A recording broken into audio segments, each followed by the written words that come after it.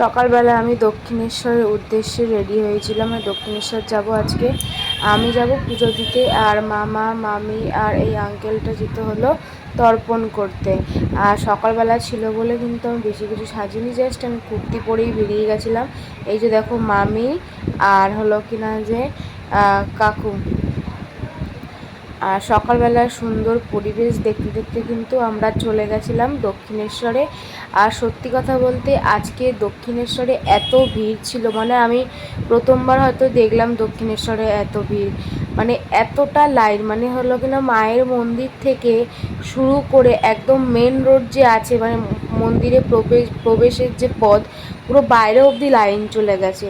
মানে আজকে পুজো দিতে গেলে মিনিমাম হয়তো আমার হয়তো 3-4 ঘন্টা টাইম লাগতো, কিন্তু আমি যাই হোক কোনো কারণে বুদ্ধি করে আমি একটা জায়গায় বাস ফাটা ছিল, ওখান থেকে আমি ঢুকে গিয়ে তাড়াতাড়ি পুজোটা দিতে পেরেছি। হয়তো মা চেয়েছিল বলেই আজকে আমি মানে যেতে পেরেছি আর পুজোটাও দিতে পেরেছি।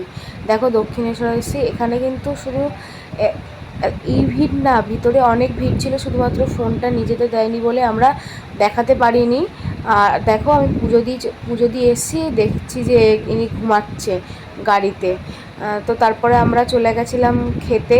তো এখানে ডিসিশন নেওয়া হচ্ছিলো কে কী খাবে আর কি, তো এদিকে আলোচনা হচ্ছিলো, আর আমি এখানে একটুখানি ভিডিও করে নিয়েছিলাম। আর লাস্ট মিনিটে আমরা ছোলা বাটোরে খেয়েছি।